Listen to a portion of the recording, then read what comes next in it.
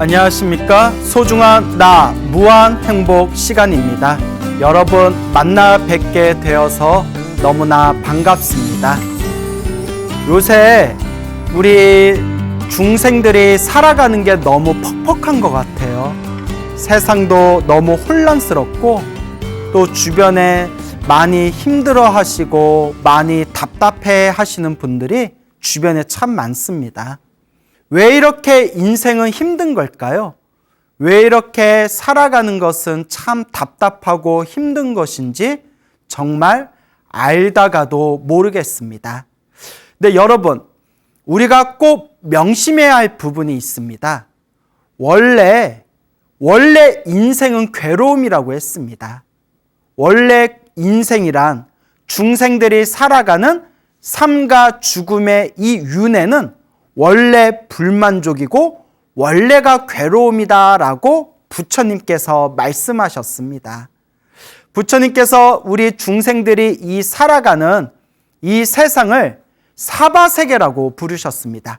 사바세계에서 사바라는 뜻은 참아야만 살 수 있다라는 뜻입니다. 그래서 사바세계는 참아야만 살 수 있는 세계입니다. 왜 참아야만 살 수가 있을까요? 불만족스럽고 답답하고 괴롭기 때문에 우리는 인내하면서 살아갈 수밖에 없습니다. 원래 인생은 한 치 앞도 알 수가 없어요. 마치 롤러코스터와 같은 것 같습니다. 하염없이 끊임없이 위를 올라갈 것 같으면서도 또 한 치 앞도 알 수 없게 어느 순간 밑으로 또 곤두박질 치지 않습니까? 올라갔다 내려갔다 또 올라갔다 내려갔다. 우리 인생은 정말 한 치 앞도 알 수가 없습니다. 근데 부처님께서는 우리 중생들이 살아가는 모습들을 다 꿰뚫어 보신 뒤에 모든 행복도 불행도 다 자기가 지은 업이다라고 말씀하셨습니다. 그래서 부처님께서는 끊임없이 우리 중생들에게 복을 지어야 된다. 선업을 지어야 된다. 공덕을 쌓아야 된다. 나쁜 업을 짓지 말아라. 착한 업을 지어라 라고 끊임없이 우리 중생들에게 설파하셨습니다. 왜냐? 자기가 지은 업은 자기가 받기 때문입니다. 하지만 여러분, 아무리 이 윤회 세상에서 행복하고 즐겁고 아무리 쾌락을 누린다 하더라도 이 윤회 세상은 절대 영원한 세상이 아닙니다. 이 세상 자체가 중생들이 살아가는 이 사바세계 자체가 혹은 저 밑에 지옥에서 저 위에 천상세계까지 자신의 업보대로 돌고 돌아가면서 살아야 되는 이 윤회 세상 자체가 괴로움과 불만족의 세상이기 때문에 부처님께서는 진정한 즐거움은 이 윤회에서 벗어나는 생사해탈이라고 말씀하셨습니다. 이 윤회에서 벗어나고 이 끊임없는 중생들이 지은 업의 굴타리에서 완전히 벗어나는 것만이 진정한 행복이고 영원한 자유다라고 부처님께서 말씀하셨죠. 윤회에서 벗어난 세상이 바로 해탈과 열반의 세상입니다. 그래서 우리 중생들은 끊임없이 해탈과 열반을 향해서 이 마음을 닦아나가야 됩니다. 그런데 또 문제가 있어요. 웬만한 중생들이 아닌 이상 전생에서부터 무언가 많이 닦고 부처님의 가르침을 깊이 닦은 사람들이 아니면 이번 생에 내가 윤회에서 벗어나겠다, 내가 깨달음을 얻어서 해탈을 구하고 이 윤회에서 벗어나 열반을 얻겠다라는 그런 마음 자체를 일으키기가 굉장히 힘듭니다. 그래서 우리 부처님께서도 중생들에게 법을 설하실 때 그 중생들 수준에 맞춰서 법을 설하셨죠. 수준이 높은 중생들한테는 성불하는 길에 대해서 가르치셨고, 수준이 중간인 중생들한테는 아라한이 되어 윤회에서 벗어나는 길을 가르치셨고, 그리고 수준이 아직은 낮은 중생들한테는 자신의 업장을 소멸하고 복을 많이 지어서 인간 세상이나 천상 세상에서 복을 누리는 방법을 가르치셨습니다. 중생들마다 수준이 저마다 다르기 때문에 부처님께서도 그 중생들 수준과 그릇과 근기에 맞춰서 법을 설하신 겁니다. 그렇기 때문에 우리 불자들은 이 부처님의 가르침을 공부하면서 항상 부처님의 가르침은 중생들마다 법을 조금씩 다르게 가르치셨다. 중생들 수준에 맞춰서 중생들에게 법을 설하실 때 조금씩 차별을 두셨다라는 것을 꼭 명심하셔야 됩니다. 그래서 우리 불자들이 공부를 하면서 항상 마음의 염두를 둬야 되는 것이 있다면 부처님의 가르침을 공부할 때 하나에만 집착하면 안 됩니다.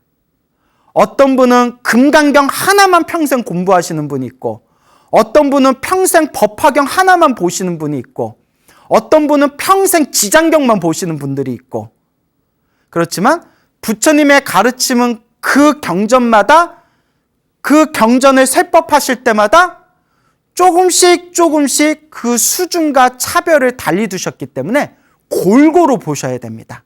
금강경도 보시고 법화경도 보시고 지장경도 보시면서 자신의 견문을 끊임없이 넓히셔야 됩니다.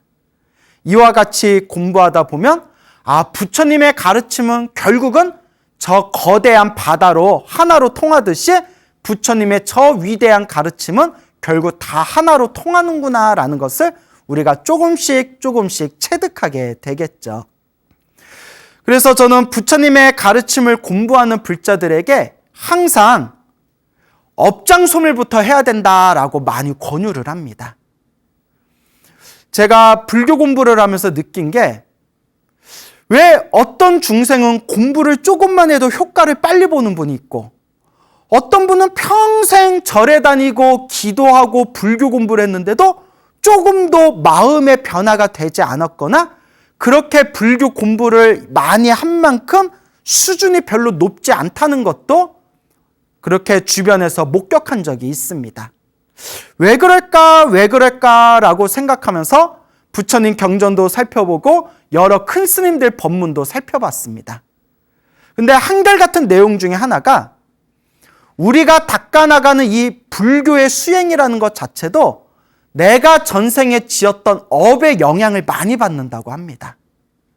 전생에 많이 닦은 사람들은 이번 생에 그만큼 부처님 경전을 듣자마자 빨리빨리 이해하고, 부처님의 가르침을 수행할 때에도 마치 배에다가 모터를 단 것 마냥 쭉쭉 나가는 분들이 있습니다.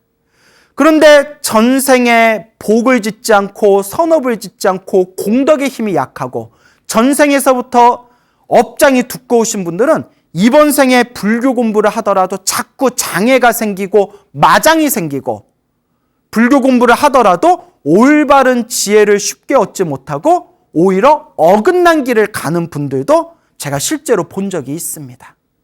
정말 어렵고 어려운 일입니다. 실제로 여러분, 부처님의 가르침을 공부한다고 해서 불자들이 다들 지혜로운 건 아니지 않습니까? 여러분들도 다들 인정하지 않습니까? 오히려 절에 다니고 부처님의 가르침을 공부한다고 말씀하시는 분들조차도 굉장히 외도적인 생각을 가지고 있거나, 굉장히 올바르지 못한 생각을 갖고 있거나, 심지어 저 샤머니즘 무속과 부처님의 불교를 완전히 제대로 이해하지 못하고 혼동하는 경우도 제가 굉장히 자주 본 적이 있습니다. 그렇기 때문에 어떻게 해야 이런 불자들이 가지고 있는 공부하는데 일어나는 마장이라든가 장애를 우리가 지혜롭게 극복할 수 있을 것인가, 그런 부분들을 고민하면서 경전이라든가 큰 스님들의 법문을 살펴봤을 때 결론은 내 업장을 빨리 소멸해야 됩니다. 항상 부처님께 지혜를 발언하면서, 부처님께 지혜를 발언하고 내가 숙세에 지었던 나의 업장을 끊임없이 참여하면서 부처님의 경전에 입각해 부처님의 말씀을 근본으로 삼아서 공부하는 수밖에 없습니다. 근데 그것도 말은 쉽지 실제로 해보면 굉장히 어려운 일입니다. 그래서 정말 이 부처님의 가르침을 만난 것은 전생에서부터 지은 너무나 소중한 성근이고 소중한 인연이지만 부처님의 법을 만나도 올바로 닦기가 힘들구나라는 것을 여러 번 느낍니다. 그래서 항상 불자님들한테 대승경전에 입각해서 혹은 대승경전을 연구하신 선지식들 말씀의 근거로 삼아서 제가 불자분들에게 자주자주 드리는 말씀이 먼저 업장부터 참회하고 내 업장부터 소멸해야 된다. 이 참회법부터 시작해야 된다라는 말씀을 자주자주 드립니다. 절에 오래 다니신 분들 중에는 관세음보살 보문품이라든가 지장경 같은 경전을 읽으신 분들이 굉장히 많으실 겁니다. 우리 불자분들 중에서는 항상 부처님의 가피를 발언하면서 지장연부를 하시거나 관세음보살 연부를 하시거나 신묘장구 다란이 기도를 하시거나 금강경을 독송하시거나 법화경을 사경하시거나 자신만의 기도를 닦아나가시는 불자님들이 굉장히 많으실 겁니다. 그리고 불교를 처음 만나신 분들 중에서는 간혹 이런 질문을 합니다. 스님, 절에서 좋다고 하길래 관세음보살 연불도 해보고 지장보살 연불도 해보고 천수경도 읽어보고 신묘장구다란이도 읽어보고 했는데 이거 진짜 효과가 있는 건가요? 이런 말씀들을 자주 저에게 질문합니다. 그러면 제 입장에서는 뭐라고 하겠어요? 제 입장에서는 분명히 가피가 있습니다. 경전에 나와 있는 부처님의 말씀은 틀린 게 없습니다. 틀린 게 있다면 부처님의 말씀을 믿지 못하는 우리 중생들의 마음이 틀린 거지 부처님의 경전은 틀린 게 없습니다라고 자신 있게 말을 합니다. 저는 여러분들 앞에서 제가 정말 자신 있게 불보살의 가피와 불보살님의 이 신비한 힘에 대해서 정말 자신 있게 말할 수 있는 이유가 제가 직접 경험했기 때문입니다. 제가 저 본인이 직접 체험했기 때문입니다. 제가 경험하고 제가 체험한 일들이 있기 때문에 신도분들에게 제가 당당하게 기도하세요. 마음을 깨끗이 하고 정말 간절하고 정성스럽게 염불하시고 기도하시며 정말 불보살님이 나를 보호해 주시는 그 힘을 느끼게 됩니다라고 제가 자신 있게 말씀드릴 수가 있는 겁니다. 그리고 제가 이 소중한 나 무한행복 소나무를 몇 년 동안 진행을 해왔는데요. 솔직히 소나무를 진행하면서 저도 굉장히 큰 도움을 많이 받았습니다. 오히려 제 믿음이 더욱더 강해짐을 느꼈습니다. 왜냐? 소나무가 많은 불자님들에게 회자되면서 소나무를 보신 그런 불자님들 중에 당신이 직접 기도해서 가피를 받고 당신이 직접 염불하고 기도해서 감흥을 이루신 그런 수많은 불자님들의 이야기를 직접 만나 뵙고 귀로 듣고 눈으로 보면서 내가 체험한 것이 나만의 체험이 아니라 정말 많은 불자들이 이미 다 체험한 하나의 사실이구나라는 그런 더 깊은 믿음의 뿌리가 강해지는 것을 느낄 수가 있었습니다. 그래서 저는 소중한 나 무한행보 소나무에서 항상 우리 불자님들께 기도해라. 힘들고 괴롭고 답답할 때 기도해라. 좋은 일이 있으면 좋은 일이 있는 대로 기도할 뿐이요. 나쁜 일이 있으면 나쁜 일이 있을 때마다 더 열심히 기도해라. 좋은 일도 나쁜 일도 내가 지은 업이니 힘들고 괴롭고 답답한 것도 내가 지은 나의 업장들이다. 그러니 업장을 소멸해야 된다라고 항상 말씀을 드리는 겁니다. 부처님의 경전의 말씀은 결코 틀린 것이 없습니다. 몇 달 전이었을 겁니다. 어느 보살님이 이제 찾아오셨는데 그 보살님과 대화를 나누면서 아주 재미난 이야기를 들었습니다. 그 보살님께서 이제 수원에서 식당을 하고 계시는 보살님이신데 혹시 이 방송 듣고 계신 분들 중에 수원분들 계신지 모르겠습니다. 제가 또 제 개인적인 얘기를 해도 될지 모르겠는데 제가 수원에서 또 좀 중고등학교를 다녔거든요. 수원에서 중고등학교를 다녔는데 이 수원에서 오신 식당을 하고 계시는 보살님이 너무나 이제 소나무에 당신이 광팬이라고 그렇게 이제 이야기를 하시더라고요. 그러면서 하시는 말씀이 당신이 어렸을 때 어머니를 따라서 이제 팔공산 갓바위 같은 이제 절에를 어머니 손을 잡고 다녔다고 합니다. 근데 어렸을 때부터 엄마 따라서 절에는 다녔지만 불교가 뭔지는 잘 몰랐다고 합니다. 불교라고 하면 그냥 부처님 오신 날에 연등 달고 그리고 절에 갈 때마다 그냥 쌀 올리고 무슨 일 있을 때마다 그냥 이렇게 축원문에다 기도 접수 올리는 거 그냥 그게 불교라고 생각했답니다. 연등 달고 쌀 올리고 초 올리고 아마 옛날 신도분들 중에서는 그런 것이 불교다라고 오해하시는 분들도 많았을 거라고 생각을 합니다. 왜냐하면 이렇게 체계적인 불교 교육을 받지 못했던 시절이니까요. 그러다 보니까 불교가 무엇인지 잘 모르는 그런 상황에서 절에를 다니면서 어떻게 기도를 해야 되는지 그리고 어떻게 마음을 닦아야 된다는 건지 부처님이 우리 중생들을 위해서 무엇을 말씀해 주셨는지 그런 것들을 전혀 알지 못하고 그렇게 세월을 보내셨다고 합니다. 그러던 어느 날, 몇 년 전에 어느 날 우연히 소중한 나 무한행복 소나무를 듣게 되셨는데 처음에는 그냥 무슨 구수한 옛날 이야기를 많이 하니까 처음에는 그냥 재밌으셔서 보셨대요. 아유, 그 스님 말씀 재밌게 하네 뭐 이러면서 그냥 재밌어서 보다가 자꾸 보면서 점점 불교가 이런 것이구나 라는 것을 조금씩 이해를 하시게 되었다고 합니다. 불교가 이런 것이구나.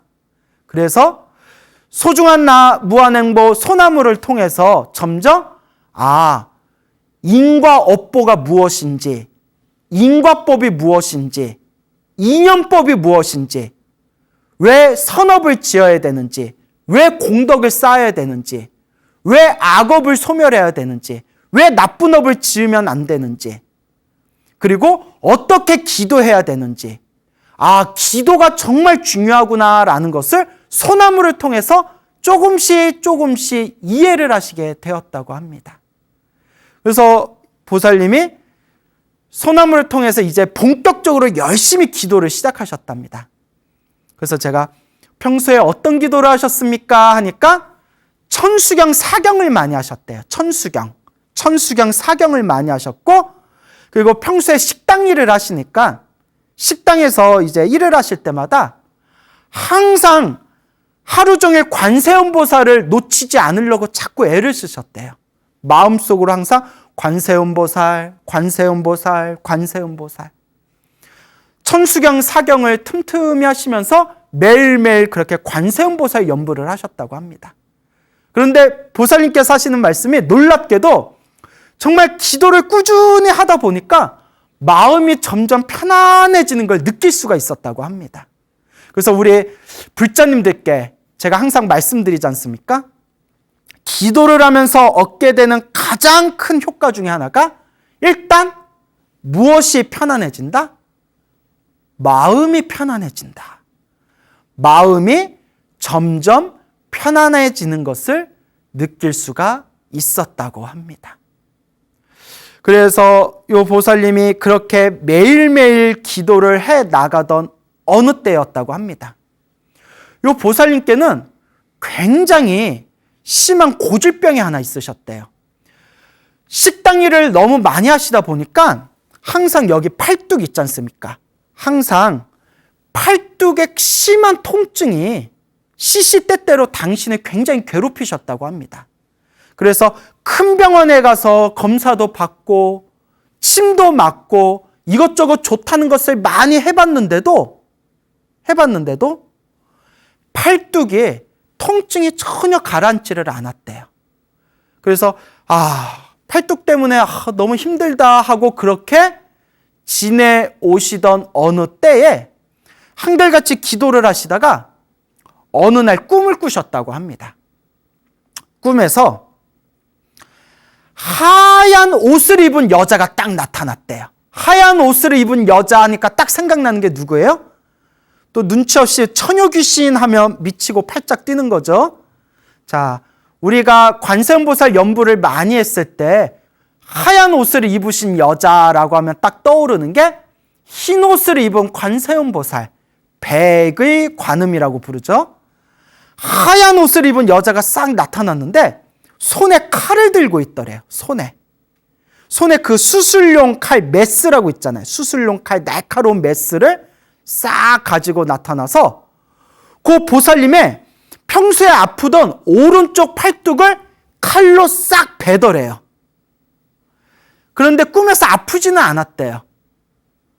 자신이 아프던 팔뚝에 흰 옷을 입은 여자가 날카로운 칼 메스로 팔뚝을 싹 가른 뒤에 그 칼로 벤 그 자국을 손가락으로 쭉 누르니까 엄청 진한 고름 덩어리가 쭉쭉 이렇게 빠져나오더랍니다.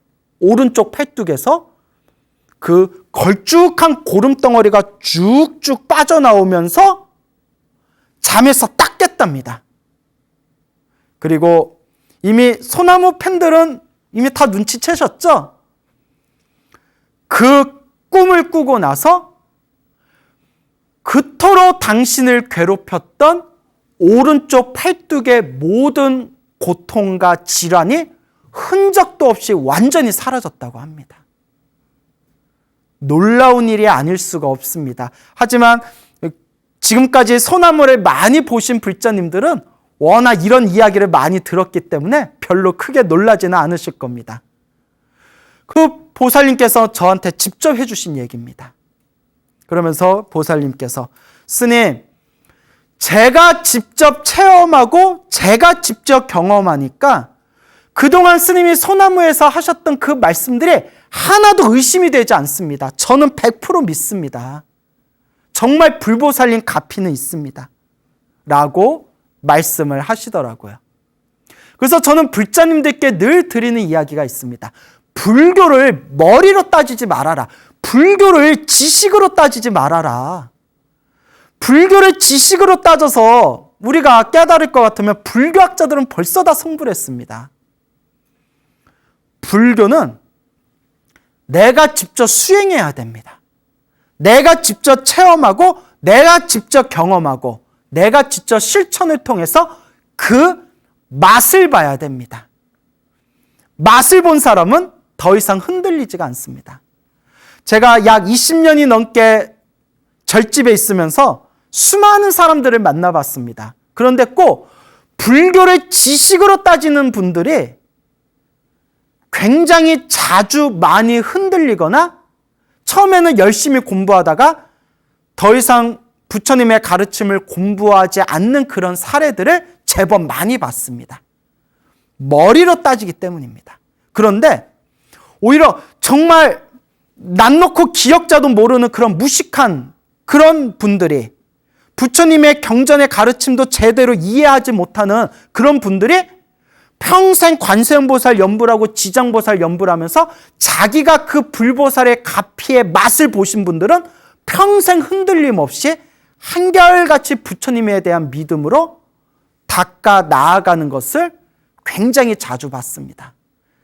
그러한 사례들을 통해서 제가 느낀 게 불교는 자신의 체험을 통해서 맛을 보셔야 됩니다. 그러면 어떤 분이 질문을 해요. 선생님, 그럼 그 맛을 보려면 어떻게 해야 돼요? 아니, 왜 똑같은 얘기를 자꾸 하게 할까요? 자기가 닦아야죠.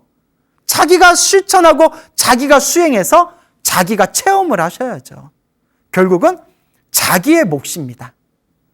물론 가장 좋은 것은 경전 공부를 하면서 부처님 말씀을 통해 올바른 견해를 갖고 기도하고 연부하는 것이 제일 좋습니다. 왜냐하면 부처님 경전을 제대로 공부하지 않고 그냥 기도만 하신 분들 중에서도 좀 이상하고 삐딱한 경우를 제가 너무 많이 봤기 때문에 가장 좋은 거는 부처님 가르침을 올바르게 이해하면서 올바른 견해를 가지고 닦아 나아가고 체험하는 것이 가장 중요하다. 그래서 불교에서는 항상 올바른 견해라는 눈을 갖춰야 되고, 올바른 눈과 견해를 갖고 올바른 길을 갈 수 있는 실천력이 있어야 됩니다. 그러면서 여러분들에게 꼭 당부드리고 싶은 것은, 결국 불교는 지식만 갖고는 해결되지 않더라. 자기가 실제로 체험을 하고 맛을 봐야 된다 라고 꼭 반드시 결정코 당부의 말씀을 드리는 바입니다. 이와 또 비슷한 이야기가 있습니다. 또 몇 개월 전에 어느 또 친분이 있는 보살님을 만났는데, 그분께서 아주 놀라운 또 이야기를 해주셨습니다. 앞에 이야기하고 굉장히 비슷한 이야기입니다. 그래, 그분이 어렸을 때부터 이제 어머님 따라서 또 절에 다니셨던 분인데, 그러고 보니까 엄마 따라서 절에 다닌 분들이 좀 많아요. 어머니 영향을 받아가지고 그분도 이제 기도를 많이 하시는 분인데, 지금도 법화경 사경을 굉장히 열심히 하고 계십니다. 법화경 사경을 열심히 하고 계시는데, 그분도 몇 년 동안 끊임없이 당신을 괴롭혔던 고질병이 하나 있으셨습니다. 그분 고질병도 뭐냐 하면, 앞에 분하고 비슷한데 오른쪽 팔꿈치가 너무 아프신 거예요. 오른쪽 팔꿈치에 정말 심한 통증이 있으셔서 이분이 유명하다는 큰 병원에도 가시고 치료도 받으시고 한의원에도 가시고 뜸도 맞고 침도 맞았는데 도저히 나을 기미가 없더랍니다. 그래서 하다못해 저 처음 들었는데 뭐 DNA 주사라는 게 있답니다. 혹시 들어보신 분 계십니까? 그 DNA 주사라는 게 있는데, 그 DNA 주사를 맞으면 일시적으로는 효과가 있다가 시간이 좀 지나고 나면 또 오른쪽 팔꿈치에 엄청난 통증이 또 생기더랍니다. 그래서 컨디션이 좋을 때는 통증이 좀 가라앉고, 그리고 좀 컨디션이 안 좋을 때는 이 오른쪽 팔꿈치의 통증 때문에 이 고질병으로 많은 고생을 몇 년 동안 하셨다고 하는데, 이 보살님이 결국 마음으로 그냥 포기하셨다고 합니다. 마음으로. 어차피 당신도 불교 공부를 하신 분이니까, 아유, 전생에 내가 지은 업을 지금 받고 있나 보다. 그냥 평생 안고 살아야 되나 보다. 이렇게 마음으로 좀 포기를 하셨다고 합니다. 그 유명하다는 병원 다니면서 돈도 많이 깨먹으셨대요. 근데 그냥 그때뿐 효과가 있지, 그 나을 기미가 없더래요. 전생에 내가 지은 업보를 이번 생에 내가 닦고 있는 과정인가 보다. 그냥 포기하자, 그런 자포자기의 마음도 들었었는데, 그런 와중에서도 기도를 열심히 하시고 법화경 사경도 많이 하시는 그런 불자님이었습니다. 그런데 어느 날 또 꿈을 꾸셨어요. 꿈을 꾸셨는데 참 희한해요.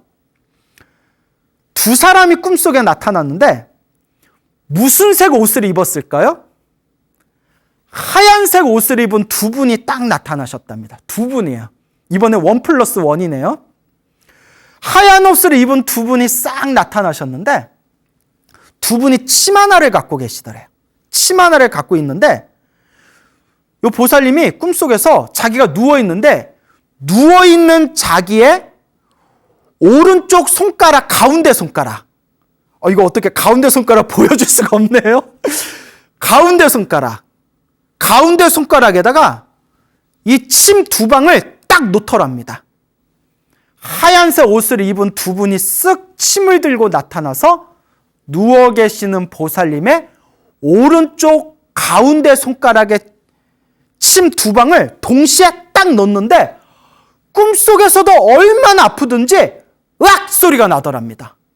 너무 아프더래요. 꿈속에서도 정말 침으로 후벼 파는 것처럼. 앗 하는 순간 보살님이 순간 꿈속에서 순간, 아, 내 팔꿈치가 낫겠구나라는 생각이 저절로 딱 들더래요.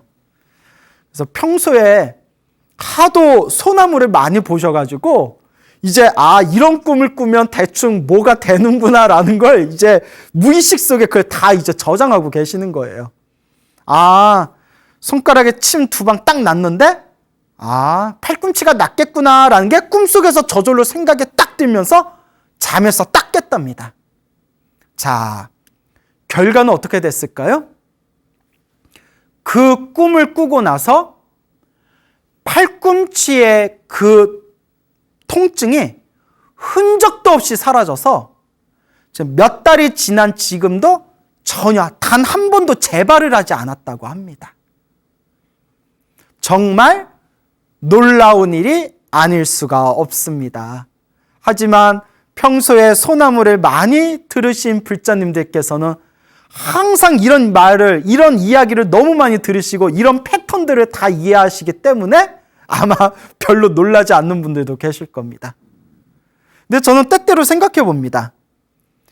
이런 제 주변에 이러한 가피를 받으신 불자님들의 이야기를 들으면서 과연 관세음보살님, 지장보살님의 가피가 없다고 어떻게 말할 수 있겠는가?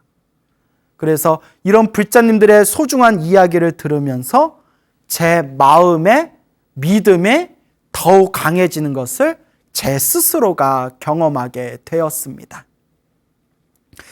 그래서 많은 불자님들에게 제가 항상 권유를 합니다.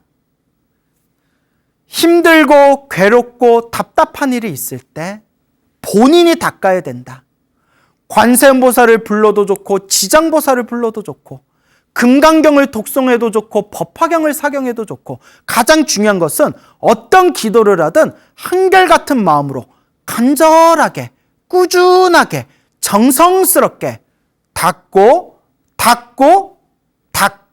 나갈 뿐이다. 그리고 불자님께 제가 늘 드리는 이야기가 있습니다. 똑같이 기도를 했는데도 효과를 빨리 보는 경우도 있고 똑같이 기도를 했는데도 효과를 더디게 보는 경우가 있습니다. 제가 늘 여러분들께 말씀드리죠. 전생에 지어놓은 복이 많으면 기도를 하더라도 효과를 빨리 보는 경우가 있고 전생에 업장이 두꺼운 사람일수록 기도를 열심히 해도 효과를 더디게 보더라. 그리고 아무리 기도를 열심히 해도 안 될 때는 안 됩니다, 여러분. 이거는 굉장히 중요한 겁니다. 중생들은 과거 전생에서부터 지어놓은 업보와 서로 맺어놓은 인연의 끈들이 너무나 두껍고 강하고 끈질기기 때문에 웬만한 인간의 노력이나 웬만한 인간의 기도로는 바꿀 수 없는 나의 정말 처절한 업보와 숙제와 빚이 있습니다. 정말 이게 미치고 팔짝 뛸 일입니다. 모든 불자님들이 기도를 조금만 해도 효과를 다들 크게 보신다면 제 마음이 얼마나 행복하겠습니까? 수많은 불자님들이 기도하는 족족 눈에 보이듯이 업장 소멸이 쫙쫙 된다면 제 마음이 얼마나 기쁘겠습니까? 그런데 그런 법은 없습니다. 우리는 과거 전생에서부터 시작 없는 저 옛적 윤회에서부터 알고 지었건 모르고 지었건 내가 지은 그 업보의 끈들이 너무나 끈질기기 때문에 좀 빨리 소멸되는 업보도 있고 좀 늦게 소멸되는 업보도 있고 징글징글하게 끝까지 나를 박박 긁고 나를 힘들고 괴롭히는 업보가 분명히 있더라고요. 처음에는 저도 신도분들에게 기도하면 반드시 효과가 있습니다. 100% 효과가 있습니다. 그러니까 무조건 하세요라고 말씀을 드렸는데 수백 명의 불자님들과 상담하면서 수백 명의 불자님들의 그 체험담들을 하나하나 기록하면서 수백 명의 불자님들의 이야기를 통계를 내면서 한 가지 느낀 게 있었습니다. 아, 누구나 징글징글하게 끝까지 안 풀리는 저마다의 숙제와 빚이 하나씩은 있구나 라는 것을 느끼게 되었습니다. 어떤 불자님이 계시는데 연세가 있으신 노보살님이신데 정말 불심이 깊으세요. 정말 불심이 깊으시고 젊었을 때부터 절에도 열심히 다니셨어요. 그리고 지금 봐도 참 정말 심신과 불심이 느껴지는 노보살님인데, 젊었을 때부터 열심히 기도를 하셔서 알게 모르게 가피를 많이 받으셨대요. 정말 남한테 쉽게 말할 수 없는 정말 그런 신비한 가피를 또한 여러 번 체험을 하셨대요. 자기가 맛을 본 사람은 흔들리지가 않습니다, 여러분. 근데 그분이 그렇게 젊어서 열심히 기도를 하셨는데도 끝까지 풀리지 않는 당신의 숙제가 하나 있어요. 그게 뭐냐? 자식 하나가 있는데 이 자식이 지긋지긋하게 말을 안 들어요. 자식이 하나 있는데 다른 거는 기도해가지고 정말 많은 가피를 받았는데 이 자식만큼은 징글징글하게 끝까지 당신의 속을 후벼 파는 거예요. 그래서 그 보살님이 질문을 하시더라고요. 스님, 저는 젊었을 때부터 기도를 많이 해서 실제로 제가 신비한 가피들을 체험했기 때문에 저는 불보살 가피에 대해서 흔들림이 없습니다. 그래서 흔들림은 없지만 제가 이렇게 열심히 기도했는데도 제 자식이 철이 들지를 않습니다. 왜 그런 걸까요? 제가 정성이 부족한 걸까요? 제가 그분께 이렇게 말씀드렸죠. 보살님, 우리 중생들은 이번 생에 이 세상에 이 사바세계에 태어나는 순간 저마다 자기 자신만의 짐이 있습니다. 저마다 자기 자신만의 숙제가 하나씩은 있습니다. 우리는 그것을 빚덩어리라고 부릅니다. 보살님을 끝까지 괴롭히는, 보살님 속을 후벼 파는 그 철이 들지 않는 그 자식이 보살님이 이번에 마지막 풀어야 할 보살님의 빚더미인 것 같습니다. 전생의 지독한 빚쟁이가 이번 생에 보살님께 빚받으러 온 것 같습니다. 보살님, 이번 생에 잘 푸셔야죠. 어떡하겠습니까? 그 노보살님이 제 이야기를 듣고, 예, 스님, 제가 생각해도 스님 말씀이 맞는 것 같습니다. 제가 기도하면서도 그런 거 많이 느꼈습니다.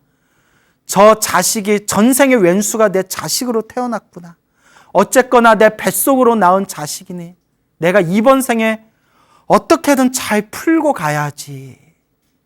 근데 이게 참 쉬운 게 아닙니다, 여러분. 말은 이렇게 하지만 내 숨을 짓누르고 내 가슴을 윽박지르는 그런 존재가 계속 나에게 큰 짐과 숙제로 다가오는데 그것을 어떻게 우리가 쉽게 이겨낼 수가 있겠습니까? 근데 여러분, 좋은 인연도 나쁜 인연도 결국 내가 지은 인연법입니다. 수없는 과거 전생에서부터 알고 지었건 모르고 지었건 끊임없이 내가 지었던 그 끈질긴 서로의 어변들이 뒤섞이고 만나고 헤어지고 눈물 흘리면서 반복되고 있는 겁니다. 결국 누가 닦아야 될까요? 내가 닦아야 됩니다. 결국은 내가 닦아야 된다. 여러분, 불보살의 가피는 분명히 있습니다. 하지만 다시 한번 말씀드리지만 어떤 사람은 효과를 빨리 보는 사람도 있고 어떤 사람은 효과를 더디게 보는 사람도 있습니다. 그리고 심지어는 아무리 애써서 기도해도 끝까지 안 풀리는 것들도 분명히 있습니다. 그런 분들에게 제가 다시 한번 간곡하게 말씀을 드립니다. 깨달음의 눈으로 보면 효과가 없는 게 아닙니다. 저 드넓은 진리의 눈으로 꿰뚫어 보면 효과가 없는 게 아닙니다. 다만 크게 받을 걸 작게 받고 있는 것이고 내가 갚아야 할 빚을 지금 그 부채를 해결하고 있는 하나의 과정일 뿐입니다. 결국 기도를 해서 효과가 없다는 말은 통용되지를 않습니다. 효과가 없는 게 아니라 나의 업장이 소멸하고 있는 하나의 과정일 뿐이다 라는 것을 명심하시길 바랍니다. 다시 한번 말씀드리지만 우리 불자님들이 불보살님께 조금만 기도해도 효과를 팍팍 본다면 얼마나 우리가 행복하겠습니까? 불보살님께 기도해서 내 업장이 술술 풀려나간다면 얼마나 우리가 행복하겠습니까? 하지만 이 중생의 업보라는 것이 그렇게 호락호락하지가 않습니다. 좋은 일도 나쁜 일도 여러분의 인연법입니다. 행복도 불행도 여러분들의 인연법입니다. 그러면 그 인연은 결국 누가 지은 걸까요? 내가 지은 것이고 나의 몫입니다. 그러니 지금 힘들고 괴롭고 팍팍하더라도 여러분 흔들리지 마세요. 분명히 지금 내가 열심히 기도하고 복과 선업과 공덕을 짓는다면 분명히 좋은 날이 올 겁니다. 그리고 지금 힘들고 괴롭고 답답한 것 자체가 내가 지은 나의 숙제와 나의 업장을 소멸하고 있는 하나의 좋은 과정이라고 믿음을 가지시기 바랍니다. 항상 여러분들께 불보살님의 가피가 함께 하시기를 축원드리겠습니다. 여러분, 행복해지고 싶습니까? 행복한 삶을 창조하고 싶습니까? 복을 지으십시오. 선업을 지으십시오. 공덕을 쌓으십시오. 복과 선업과 공덕의 힘이 여러분들을 진정한 행복의 길로 이끌어 줄 것입니다. 오늘 여기서 마치겠습니다. 여러분 성불하십시오.